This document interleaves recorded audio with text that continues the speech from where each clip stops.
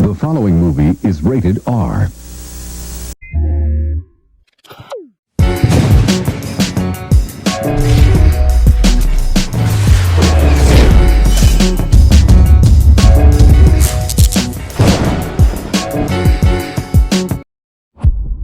What's going on, y'all, and welcome back to the channel. I hope everybody had a fantastic weekend. So it's Monday. Let's go ahead and dive into this topic. So there's been major backlash as it pertains to the suspension of Jimmy Kimmel, and Disney is feeling it. It's just like Target, even more, right? Because people are running to cancel their Disney subscriptions and Hulu subscriptions in the wake of Jimmy Kimmel being suspended based off of using his free speech. Now, it's being reported by multiple credible outlets that Disney stock has plummeted. In fact, they have lost a total of $3.5 billion up until this point, and it's not looking good. In fact, they're saying that Disney is behind the scenes trying to work things out with Jimmy Kimmel to bring him back. Now, they're saying that before Jimmy said what he said about Trump and Charlie Kirk, that execs were already discussing taking the Jimmy Kimmel show off air anyway, but they just used this particular incident as a scapegoat. But what I want to do right here is play you guys a few individuals that's talking about this, and then I'll be back. Y'all see what happened to Jimmy Kimmel? It's interesting, though, how freedom of speech only becomes a national crisis when white people start losing their jobs behind what they say.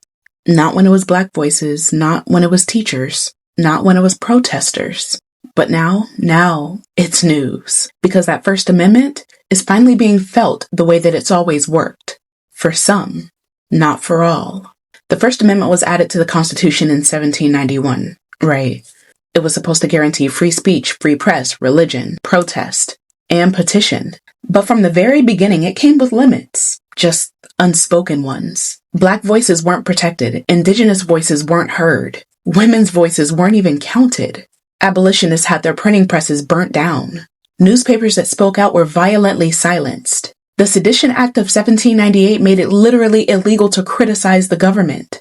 So while yes, the First Amendment existed, it was never truly available to everyone. So fast forward to this year, 2025, right? People are being investigated, fired, doxxed. Not just for what they've done, but for what they said. Airline workers, teachers, students, artists, professors, nurses. Some are being punished for speaking up about Gaza. Some for criticizing CK. Some for just reposting something that made the wrong people uncomfortable. Now the conversation about the First Amendment is back in the spotlight. Not because this kind of suppression is new, but because it's hitting people that it didn't usually touch. And that discomfort, that's what a lot of us have been trying to explain for generations. But let's be honest, because we know the First Amendment only protects you from government censorship, not from people disagreeing with you. But when public institutions, universities, or elected officials start silencing people over viewpoints that they don't like, that crosses the line. Because when speech becomes a litmus test for opportunity, employment, or safety, it's not really freedom, is it? It's performance. And it only protects the people in power. So what we're seeing right now isn't a breakdown of the First Amendment. It's an unveiling. People who always assumed that it would protect them are now realizing that it was never unconditional. And folks who've always walked on eggshells, we're just watching the rest of the country finally catch up. Free speech was never about who's right. It's about who's allowed. And when that starts shifting, everybody should be paying attention. God damn. So y'all already know what the going on. ABC canceled Jimmy Kimmel show.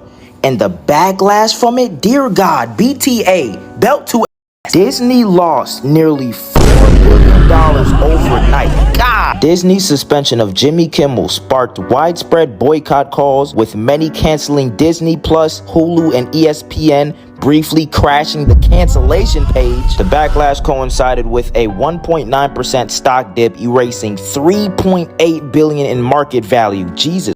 And you know what? Let's add two more. You know what? Here go two more for y'all. I did hear that they were trying to bring back the show with some like common ground or something. Nah, let's bring back the boy Jimmy with no stipulation. Because yeah, you can give him back the show, but if he can't speak his mind on shit that he really wants to speak about, is it really a show? Is it really his show? Y'all gotta realize this isn't only about Jimmy Kimmel. If y'all don't want something like this to happen ever again, you have to push back hard. As a parent, do you know how excited I am to never have to give Disney another dime of my money? Like, not Disney Plus, not a Disney cruise, not Disneyland, not Disney World. We will not be there with Mickey and Minnie. Mickey and Minnie can go somewhere in a dark corner and cry their rodent tears. I don't care, but we won't be there. I haven't been this excited and so grateful for something since the Target boycott, because I didn't want to go back in there again either. Had a great excuse to never go back again. And for those of you who are saying, why would you do this to your kid? He's going to be sad. My kid is about the cause. When somebody said something to Target to him, and he loved Target prior to the boycott, he said, we are not going, we are boycotting. So guess what? When we talk about Disney now, we're going to talk about our values and how if places don't necessarily align with our values, we ain't going. We ain't going. Our dollars do matter. They still matter. And so we can choose to spend them elsewhere. Yay! No Disney! No Disney! 5 minutes later. And speaking of free speech, I want to speak about Jimmy Kimmel because he has been pulled off air indefinitely over his comments in the aftermath of Charlie's assassination. So let's take a listen to what Jimmy Kimmel said on his show. We hit some new lows over the weekend with the MAGA gang desperately trying to characterize this kid who murdered Charlie Kirk as anything other than one of them and doing everything they can to score political points from it. In between the finger pointing, there was grieving. On Friday, the White House flew the flags at half staff, which got some criticism. But on a human level, you can see how hard the president is taking this. My condolences on the loss of your friend Charlie Kirk. May I ask, sir, personally, how are you holding up over the last day and a half, sir? I think very good. And by the way, right there, you see all the trucks?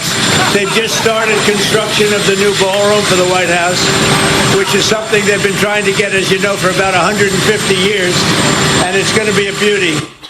Yes. He's at the fourth stage of grief, construction. Demolition, construction.